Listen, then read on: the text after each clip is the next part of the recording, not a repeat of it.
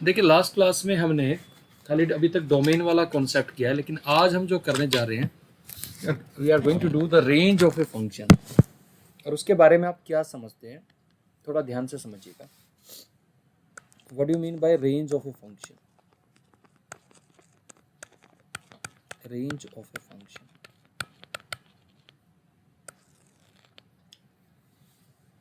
देखिए जब हम फंक्शन को लिखते हैं ऐसे लिखते हैं, f from A to B. इस ए को हम डोमेन बुलाते हैं और बी को कोडोमेन बुलाते हैं। तो रेंज का क्या मतलब होता है वो जरा ध्यान से समझना। What do you mean by range? किसी फंक्शन की रेंज f का मतलब क्या होता है? It is a collection of all those fx such that x belongs to the domain। इस बात का मतलब क्या है कि डोमेन के पॉइंट डालने के बाद फंक्शन ने क्या क्या वैल्यू अटेन करी, the value attend by the function is the range f। ये अटेनमेंट का क्या मतलब होता है, इसको मैं कई तरीके से आपके साथ शेयर करूंगा, तो आप समझना जरा एक एक करके। नंबर वन, एक पहले एलिमेंट्री एग्जांपल लेते हैं। सपोज करिएगा मेरा सेट ए दे रखा है 1 2 3 और सेट बी मेरा दे रखा है 1 2 से लेके 10 तक। Suppose my function is from A to B like this and it is defined as fx equal to x square. मतलब इसके अंदर जो इनपुट डाल रहे हैं तो उसका आउटपुट स्क्वायर होके निकल के आ रहा है। तो डोमेन क्या है ए, तो अगर आपने 1 डाला तो 1 का स्क्वायर 1 निकल के आया। If you are putting 2 then 2 square is 4 और if you are putting 3 then 3 square is equal to 9। तो अगर मैं डेफिनेशन से बात करूं तो रेंज f इस केस में हमारा आ जाएगा, हम ऐसे लिखते हैं fx सच दैट डोमेन क्या x बिलोंग्स टू ए और आपका fx क्या है बेटा x square such that x belongs to a. तो क्या आता 149 आता बेटा? Please tell me, is it clear बेटा? Please tell me. Yes sir. और एक बात का ध्यान रखना है, I am writing in the notes, range f is always a subset of codomain या उसके इक्वल हो सकती है। रेंज कभी कोडोमेन से बड़ी नहीं हो सकती। इज इट ओके भाई? Please tell me. ये इतनी बात, तो पहले ये इतना पार्ट जो मैंने लिया है इसका एक बार आप नोट डाउन कर लीजिए या screenshot whatever you like. Then I will explain you geometrically पहले कि ज्योमेट्रिकल मतलब क्या होता है चीजों का।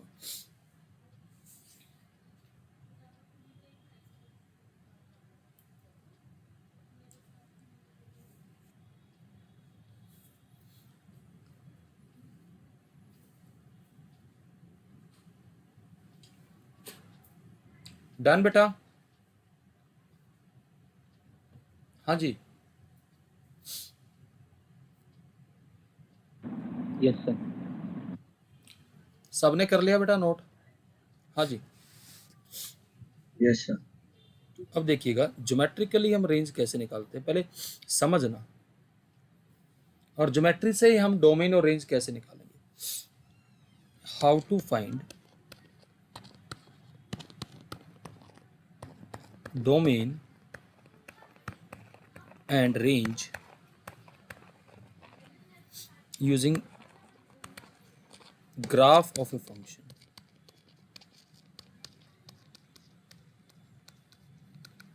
इस बात को जरा ध्यान से समझना।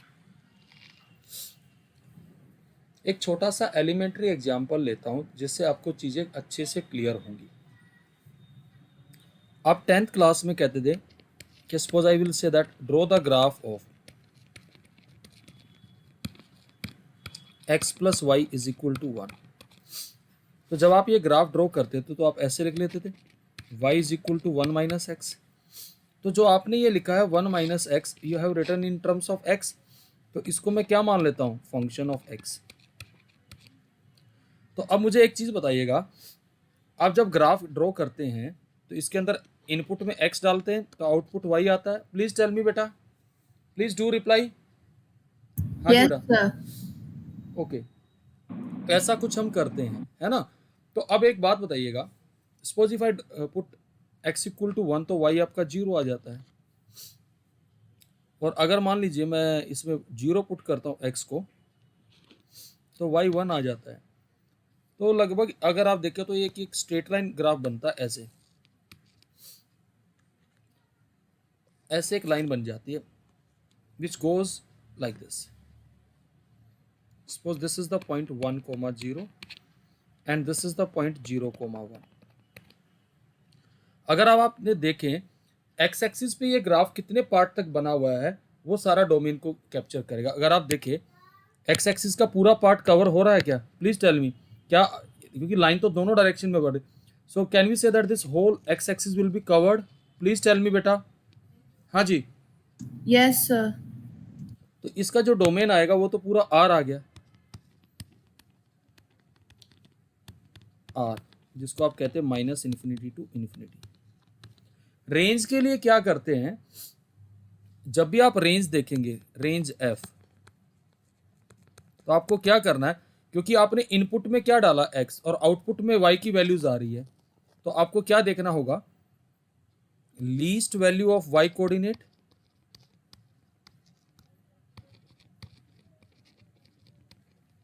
And maximum value of y coordinate and maximum value of y coordinate. तो अगर आप इस ग्राफ को देखें, ये इस डायरेक्शन में कहाँ जा रहा है, माइनस इन्फिनिटी की तरफ जा रहा है, प्लीज टेल मी बेटा, और इधर कहाँ जा रहा है, plus infinity. Are you getting this, please tell me बेटा।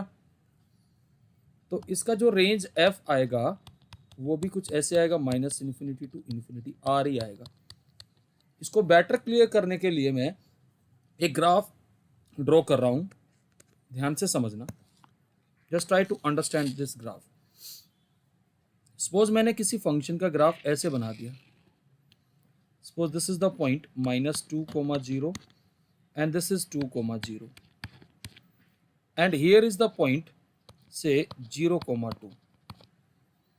तो इस ग्राफ को देख के हमें डोमेन और रेंज बतानी है। तो अगर आप जरा ध्यान से देखेंगे, please try to understand that, graph का कोई भी पोर्शन 2 के राइट साइड में एग्जिस्ट नहीं कर रहा और -2 के लेफ्ट में एग्जिस्ट नहीं कर रहा। प्लीज टेल मी बेटा, नहीं एग्जिस्ट कर रहा ना ग्राफ का कोई भी पोर्शन बेटा, please tell me, is it clear. तो यस सर। तो ग्राफ का पोर्शन कहाँ से कहाँ एग्जिस्ट कर रहा है, -2 से लेके 2 तक। तो ये जो है, ये जो येलो लाइन है, ये आपको बता रही है डोमेन।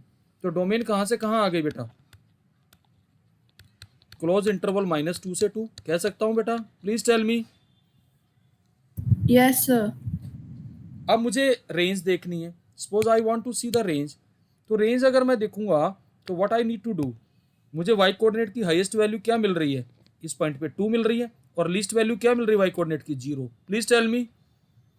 आप ये देखेंगे कि वाई कोऑर्डिनेट की ये पूरा इमेज जो मैंने शेड किया है, तो you will find that your range F will be close bracket 0, 2। Is that okay बेटा, प्लीज रिप्लाई। हाँ जी बेटा, Yes, sir. क्वेश्चन ये था, ये find the domain and range from graph, from given graph. और देखिएगा, मैं एक और एग्जांपल दे रहा हूं, ध्यान से समझिएगा। Suppose my graph is something like that, like this is 0, this is 1 and this is 2, and suppose this part is +4, y की वैल्यू यहाँ +4 है, and this part is -4.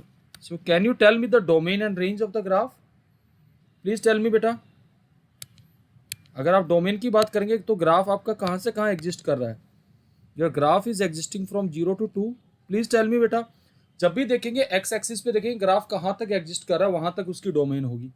तो डोमेन क्या है इसकी? 0 to 2। इज दैट ओके बेटा? Please tell me, is it clear बेटा? Yes, sir.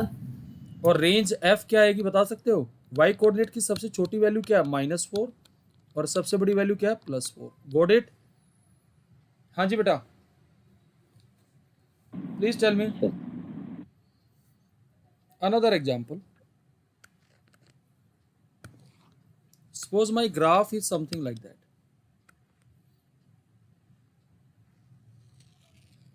Like this. It is approaching like that. Can you tell me the domain and range? Please tell me beta. This is your x-axis, this is your y-axis. तो graph तो आप अगर देखेंगे x axis के सारे part पे exist कर रहा है, तो डोमेन क्या आ जाएगी इसकी? आर आ जाएगी। पूरे इस पे एग्जिस्ट कर रहा है ग्राफ बेटा? हाँ जी, तो डोमेन तो आर आ गई। मुझे रेंज कोई बता सकता है बेटा? What is range F? अगर आप यहां देखें इस वाले पार्ट में ग्राफ जो है, इधर इस वाले पार्ट में जो मैं इसको शेड कर रहा हूं इधर, it is approaching to x axis and getting very closer to x axis. Please tell me बेटा। हाँ जी, दिस पर्टिकुलर मैं यहाँ की बात कर रहा हूँ, इस वाले पार्ट में जहाँ मैंने एरो बनाया, क्योंकि एरो लगाने का मतलब ग्राफ मूव कर रहा है लेकिन it is closer, become closer to x axis. Please tell me बेटा। Yes, sir. So we can say that it will not, देखिए अगर ग्राफ एक्स एक्सिस को इंटरसेक्ट कर जाता तो वाई 0 हो जाता, बट लेकिन इंटरसेक्ट नहीं करता, I will say that it is very close to 0। Open कर दिया, और इस वाले पार्ट में ग्राफ कहाँ जा रहा है? +∞। तो वाई कोऑर्डिनेट की सबसे बड़ी वैल्यू क्या है? इज दैट ओके बेटा? Please tell me. हाँ जी बेटा, please do reply. Yes, sir. Another example. Suppose my graph is something like that.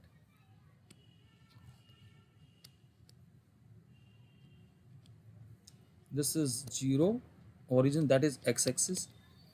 तो अब मुझे इसकी डोमेन और रेंज दोनों देखनी है, जरा ध्यान से देखना। एक्स एक्सिस के इतने पार्ट पे ग्राफ एग्जिस्ट कर रहा है, इनफैक्ट 0 पे भी एग्जिस्ट नहीं कर रहा। अगर आप ध्यान से देखें 0 पे ग्राफ नहीं है, तो मैं इसको ऐसे मार्क कर रहा हूं, तो इसकी जो डोमेन आएगी वो क्या आएगी बता सकते हो? Open interval 0 to ∞। और रेंज एफ क्या आएगी बेटा? इधर ग्राफ जा रहा -∞ की तरफ और इधर जा रहा +∞ की तरफ, तो range f is -∞ to +∞। Is that okay बेटा? Please tell me. हाँ जी बेटा। Yes, sir. तो पहले ये इतना पार्ट है इनका, मैं आपको दिलवा रहा हूँ, स्क्रीनशॉट या नोट कर लीजिएगा। पहले यहाँ तक का नोट कर लीजिए बेटा।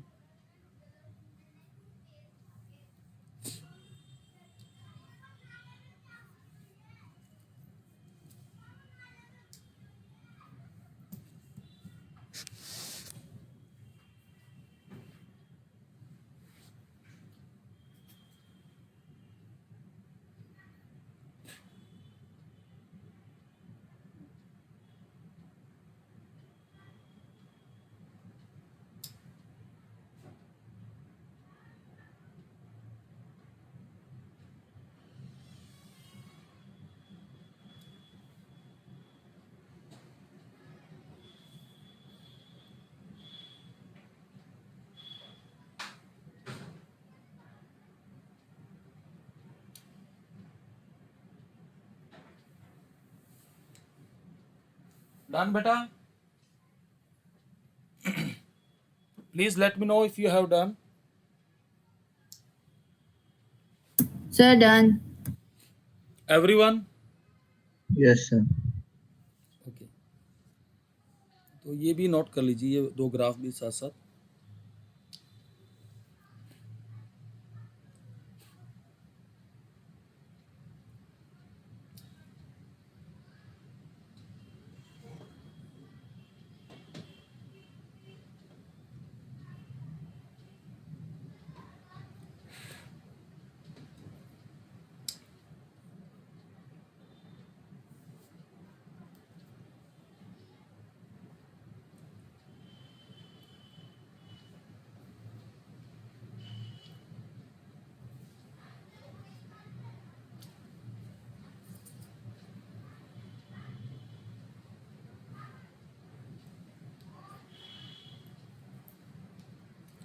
डन बेटा?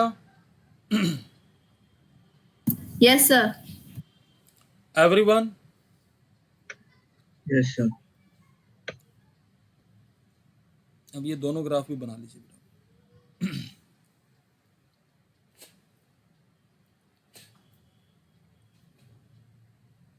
Done?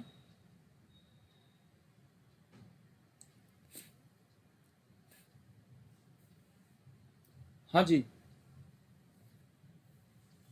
Sir, done. Tejendra and Rishit? Yes, sir. Okay. देखिए अब हम पढ़ेंगे टाइप्स ऑफ फंक्शंस, आराम से समझना।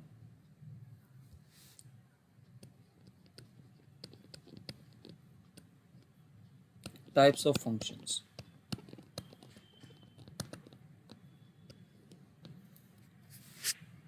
सबसे पहले आता आपका लीनियर फंक्शन।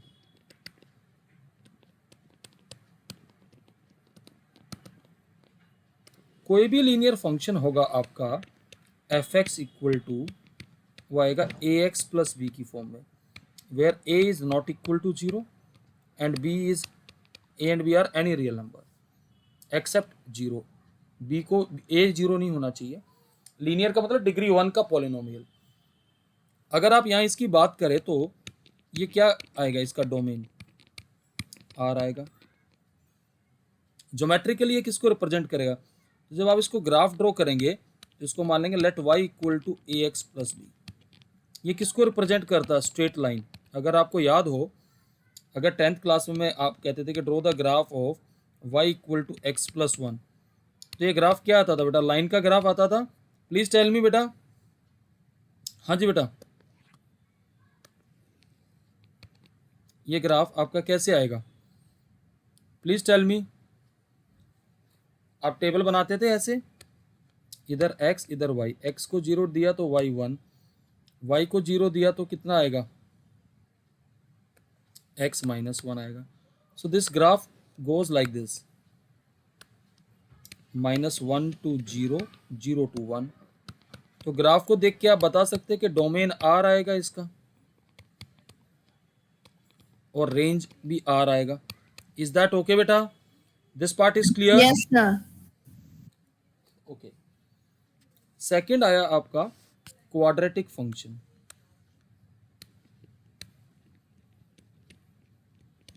लेकिन हम यहाँ प्योर क्वाड्रेटिक नहीं पढ़ेंगे, ये पढ़ेंगे f x is equal to x square. एक बात हमेशा ध्यान कर लेना, मैं नोट करके लिखवा रहा हूं बेटा।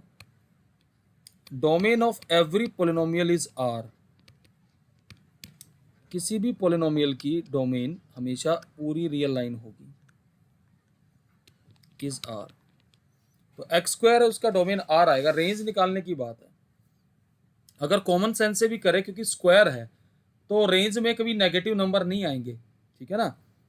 क्योंकि अगर मैं मैक्सिमम वैल्यू देखूं तो किसी भी नंबर का स्क्वायर जो होता है वो ग्रेटर देन और इक्वल टू 0 होता है for every x belongs to R. Can we say like that? हाँ जी बेटा। Yes, sir. तो यहाँ से मुझे रेंज का भी आइडिया मिल रहा है, वो 0 से इन्फिनिटी आनी चाहिए। लेकिन ग्राफ ड्रॉ कराते हैं इसका। अगर मैं ग्राफ ड्रॉ करना चाहूँ तो मैं ऐसे करूँगा, let y is equal to x square. Let us make the table. अगर x 0 है तो y भी 0 है, 1 है तो 1 है, -1 है तो 1 है, 2 है तो बेटा 4 है, -2 है तो तब भी 4 है, 3 है तो 9 है और -3 पे भी 9 है। If you notice that what exactly happening here, ध्यान से देखना। अगर ये आपके पॉइंट्स लो, ये 0 है, ये 1 है, ये 2 है, ये 3 है, इधर -1 है, इधर -2 है, इधर -3 है, इधर 1 है, इधर कहीं मान लीजिए 4 है, इधर कहीं 9 है। So what you will observe, 0 पे तो वैल्यू 0 है, जो वैल्यू 1 पे है वही वैल्यू -1 पे है, जो वैल्यू 2 पे है वही वैल्यू -2 पे है। यानी कि y एक्सिस के रिस्पेक्ट में एक मिरर इमेज बननी स्टार्ट हो रही है और -3 पे भी सेम वैल्यू। तो अगर इन पॉइंट्स को मिलाते हैं तो ये आपके पास एक ऐसे कर्व बन जाता है जिसको बोलते हैं upward parabola. Are you getting this बेटा? Please tell me. Yes, sir. इस ग्राफ को देख के आप रेंज बता सकते हो, क्योंकि इधर तो ग्राफ जा रहा प्लस इन्फिनिटी पे, और वाई कोऑर्डिनेट की सबसे छोटी वैल्यू क्या है? 0। तो रेंज एफ क्या आ जाएगी बेटा इस केस में? 0 to infinity. Is that okay? Please reply. Clear है बेटा सबको? Yes, sir. Yes, sir. तो पहले ये दो पार्ट जो है इनको नोट कर लीजिए, फिर आगे बता रहा हूँ आपको।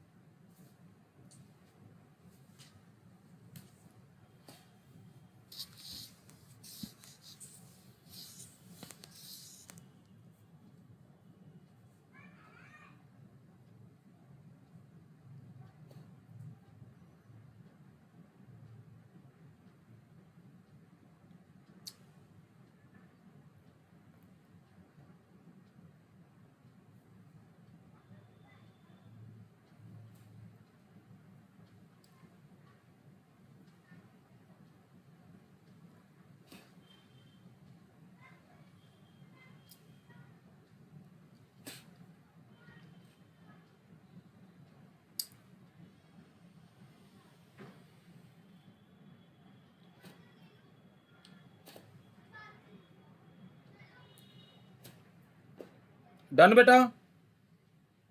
हाँ जी बेटा। Yes, sir. सबने कर लिया बेटा? Anushka? Yes, sir. Done. Okay. देखिए नेक्स्ट आता है cubic function.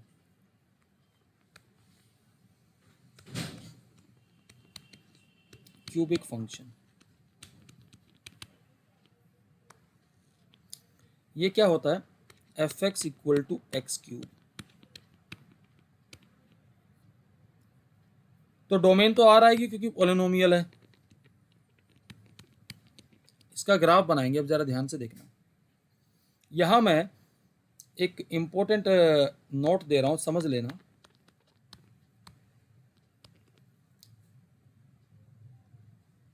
If A curve, if the equation of the curve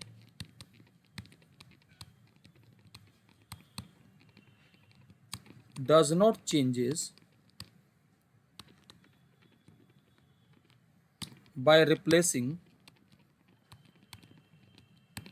x2 minus x and y2 minus y, then the curve is symmetrical in opposite quadrant. Opposite quadrant. इसका क्या मतलब होगा वो मैं बता रहा हूं। जैसे यहां पर आप y is equal to x cube है ये कर्व, अगर यहां पर आप x को माइनस एक्स से रिप्लेस करें और y को माइनस वाई से, तो क्या कर्व की इक्वेशन चेंज होगी क्या बेटा? Please tell me. हाँ जी बेटा, प्लीज रिप्लाई। अगर मैं चेंज करता हूं तो इधर माइनस वाई आता है, इधर आता माइनस एक्स का होल क्यूब, तो minus y is equal to minus x cube, तो this will imply y equal to x cube. Equation change नहीं हो रही ना बेटा? हाँ जी, please reply. Yes, sir. Yes, sir. यानी कि ये अपोजिट क्वाड्रेंट में सिमेट्रिक का क्या मतलब वो भी बता रहे हैं। चलो ग्राफ ट्रेस करवाते हैं। 0 पे 0, 1 पे 1, 2 पे 8, 3 पे 27, -1 पे कितना आएगा? -1, -2 पे -8 आएगा, -3 पे -27 आएगा। सो if I start making this graph, it will be like this. This is 0, 1, 2, 3, -1, -2, -3. Suppose this is 1 and somewhere here is 8 and somewhere here is 27.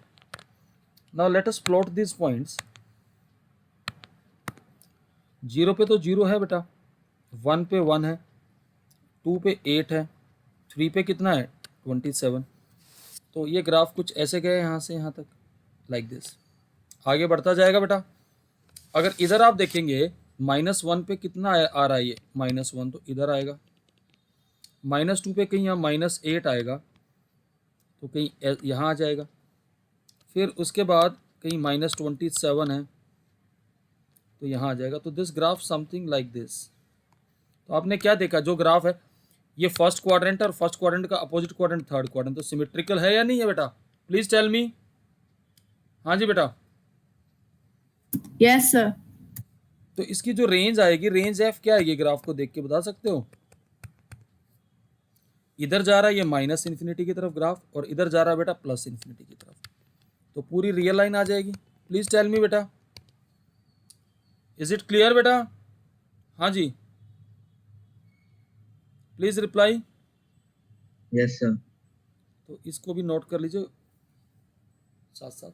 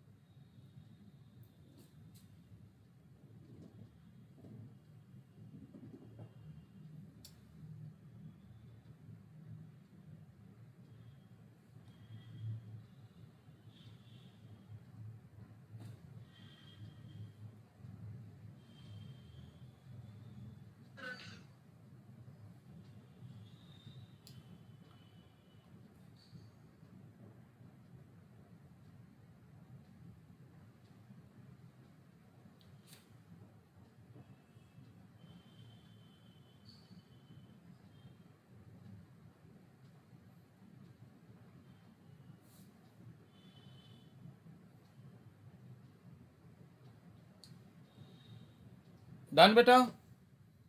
हाँ जी Yes, sir.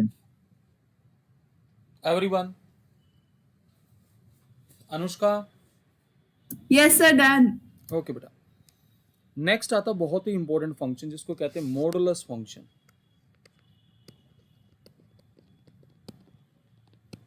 ये क्या है, इसको भी जरा ध्यान से समझना। मॉडुलस फंक्शन भी कहते हैं इसको, एब्सोल्यूट फंक्शन भी कहते हैं।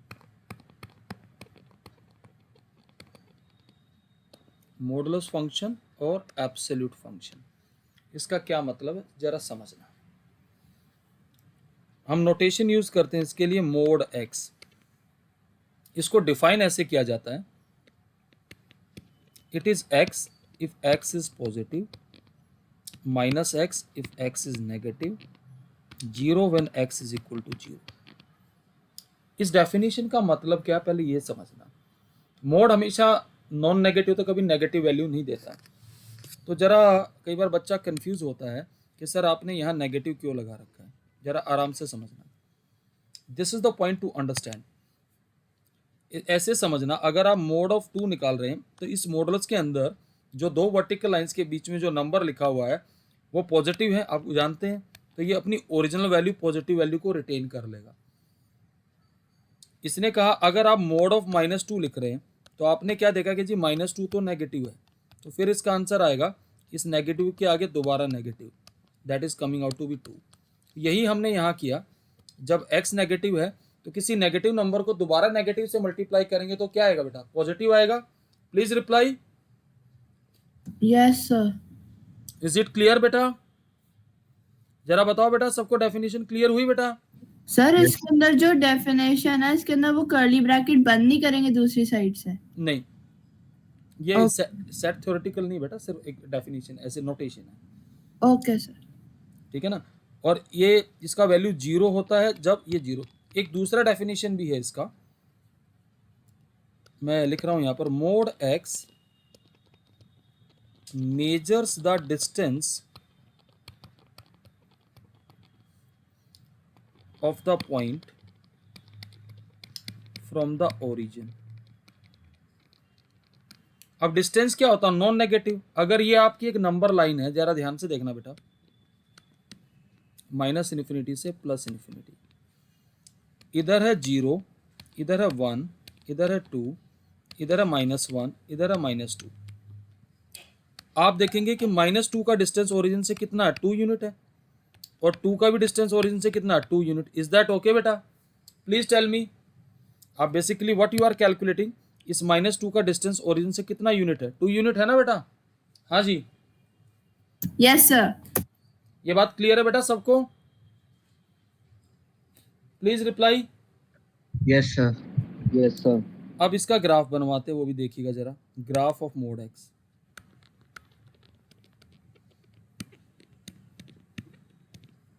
आपका f x equal to mod x हो गया।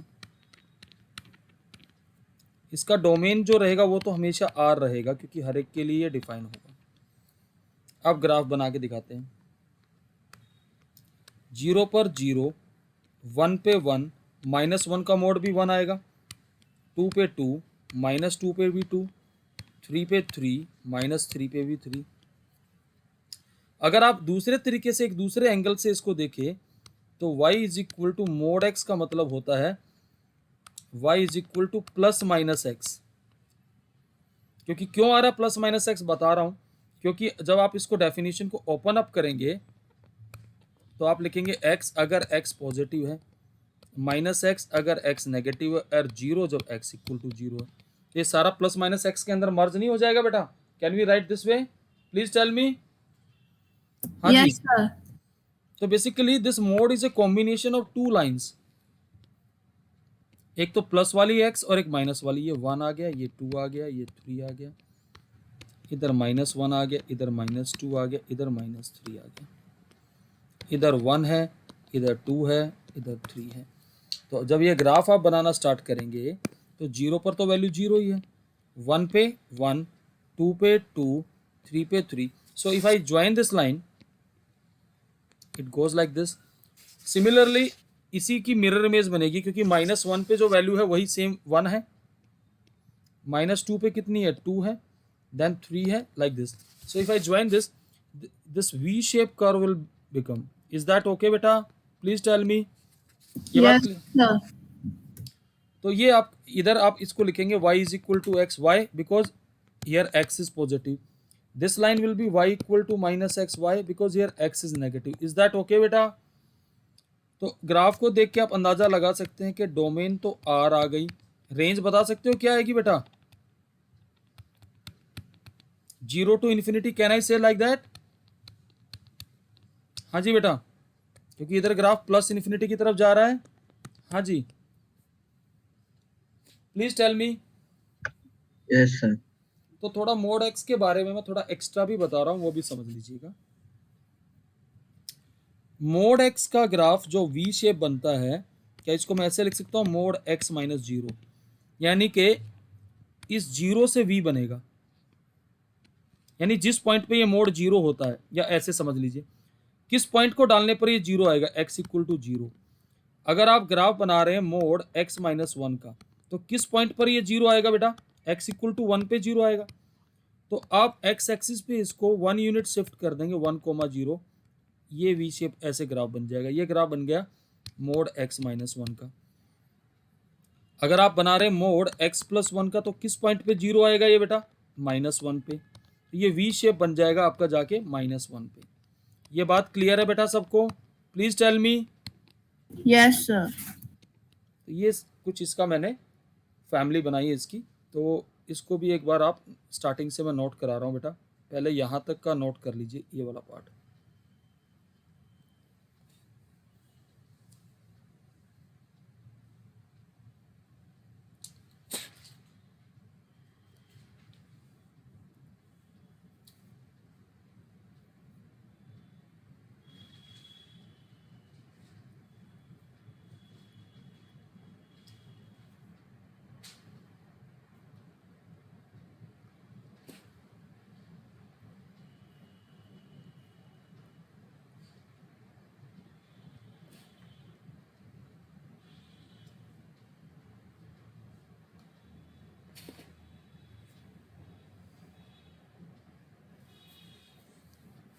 डन।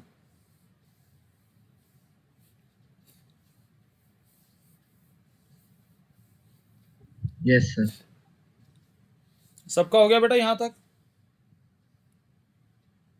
हाँ जी, Yes, sir, done. अब यहाँ तक का करिए पहले नोट बेटा।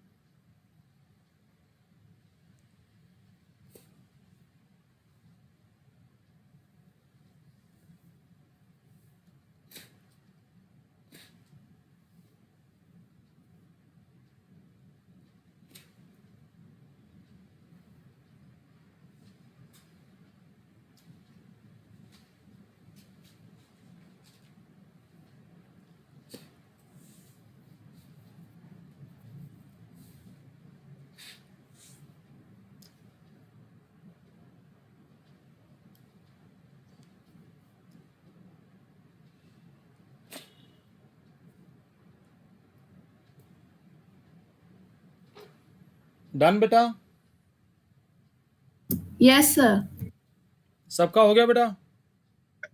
Yes, sir. ये भी नोट कर लीजिए।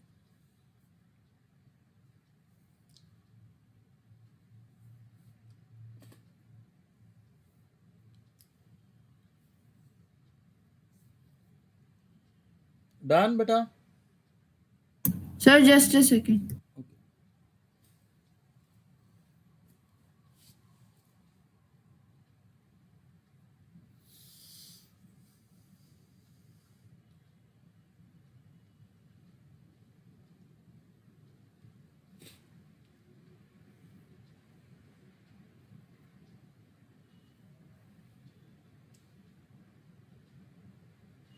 Sir, done. ओके। देखिए नेक्स्ट आता है greatest integer function. Next function is greatest integer function.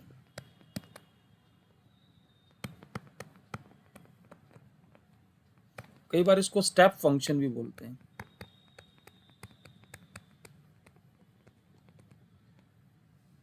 इसको हम ऐसे स्क्वायर ब्रैकेट्स में डिनोट करते हैं। इसका मतलब क्या, पहले ये समझना।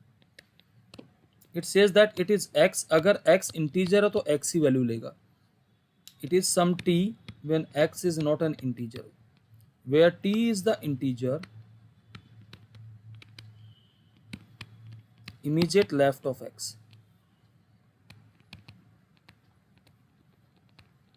immediate left of x। इस बात का मतलब क्या, ये समझिएगा। जैसे इस ब्रैकेट में मैंने लिखा 2, तो 2 इंटीजर तो अपनी ओरिजिनल वैल्यू ले लेगा। आपने लिखा 2.1, तो 2.1 इंटीजर नहीं है, तो आप नंबर लाइन पे देखेंगे कि इधर अगर 0 है, ये 1 है, ये 2 है, तो इधर कहीं 2.1 है, तो 2.1 के इमीडिएट लेफ्ट में कौन सा इंटीजर है, 2। अगर आप 2.9 भी लिखेंगे तो इसके लेफ्ट में ही देखना है, 3 नहीं लिखना है। इधर 3 है तो इधर 2.9 है, तो 2.9 के इमीडिएट लेफ्ट में इंटीजर कौन सा है, 2। अगर आप लिख रहे हैं 0.9, तो 0.9 के इमीडिएट लेफ्ट में इंटीजर क्या है, 0। इफ यू आर राइटिंग -0.9, तो उसके लेफ्ट में इंटीजर क्या है, -1। इज दैट ओके बेटा? Please tell me. Yes, sir. तो इसका देखिए ग्राफ कैसे बनेगा। आप एक चीज नोटिस करना है, इसमें कुछ भी इनपुट डाल रहे हैं लेकिन आउटपुट में इंटीजर ही आ रहा है, तो कॉमन सेंस ये कहती है कि इसका जो रेंज आना चाहिए वो इंटीजर आना चाहिए। देखिए अगर मैं इसका ग्राफ बनाना चाहूँ, ध्यान से समझना। अगर x को मैं वैल्यू देता हूँ 0 और 1 के बीच में, तो इसकी वैल्यू हमेशा 0 आएगी। Please tell me. अगर x को वैल्यू देता हूँ 1 और 2 के बीच में, इसकी वैल्यू आएगी 1। प्लीज टेल मी बेटा। Yes, sir. और 2 और 3 के बीच में दूंगा तो इसका वैल्यू हमेशा 2 आएगा। और x को वैल्यू देता हूँ मैं सपोज 3 और 4 के बीच में, तो 3 आएगा। तो the graph of this function something goes like this. This is 0, 1, 2, 3, here is 1, 2, 3। ध्यान से देखना बेटा, 0 और 1 के बीच में क्या है, इसकी वैल्यू 0, तो ग्राफ पूरा यहाँ आएगा लाइक दिस, 1 को छोड़ के। और 1 और 2 के बीच में क्या है, 1 वैल्यू, तो ग्राफ ऐसे आएगा एक्सेप्ट 2। प्लीज टेल मी बेटा। और 2 और 3 के बीच में वैल्यू कितनी है इसकी, 2, तो ग्राफ ऐसे आएगा 3 को छोड़ के लाइक दिस। ये ऐसे एक स्टेप फंक्शन की तरह बढ़ता जाएगा और ऐसे नीचे ऐसे आएगा ये like this. It will not take 0, like this. Is that okay beta? Please tell me. Clear है बेटा? Please Yes, reply. sir. समझ में आया ग्राफ ऐसे क्यों क्यों बन रहा है बेटा? Please tell me. Yes, sir. क्योंकि अगर मैं आपसे कह दूं कि यार draw the graph y equal to 1, तो वो ग्राफ क्या आता है? पैरेलल आता है ना x एक्सिस के, लेकिन ये 1 ले रहा है 1 और 2 के बीच में, तो 1 और 2 के बीच में 1 पे पैरेलल आएगी x एक्सिस के साथ, सॉरी हाँ x axis. Is that okay? तो ये 2 ले रहा है तो पॉइंट 2 पे जाके पैरेलल आ जाएगा. ठीक है, डोमेन इसका जो आएगा वो आएगा इसका r और रेंज f आएगा z. ये बात क्लियर है बेटा? Please tell me. Is it clear बेटा? Yes, sir. ये मैंने जो है जो बेसिक टाइप के फंक्शंस थे बेटा वो मैंने अभी डिस्कस करें आप लोगों के साथ.